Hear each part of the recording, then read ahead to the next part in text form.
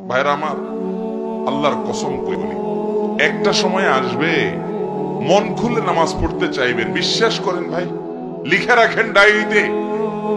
আপনাকে যদি আল্লাহ হায়াতে বাঁচিয়ে রাখেন, যুবক ভাইয়েরা, তরুণ ভাইয়েরা, একটা বয়স আসবে মনে চাইবে একটু রবকে মন খুলে সেজদা দিয়ে একটু লম্বা করে রুকু করি। পারবেন না, অসুস্থ হয়ে যাবেন, রোগবালায় ধরে ফেলবে। বাবারে, সে সময় আসবে না?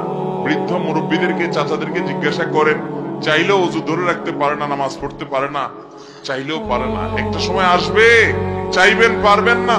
নামাজটাকে সুন্দর করেন, সময় মতো পড়েন, অনেক রাকাত নামাজ পড়বেন, নফল নামাজ পড়বেন। এটার চেয়ে উত্তম হলো ফরজটা পড়লেন, মূল সুন্নত গুলাই পড়লেন, কিন্তু ধীরস্থিরতার সাথে পড়লেন। 10 রাকাত তাড়াহুড়ো করে পড়ার চাইতে 2 রাকাত আস্তে আস্তে পড়া অনেক বেশি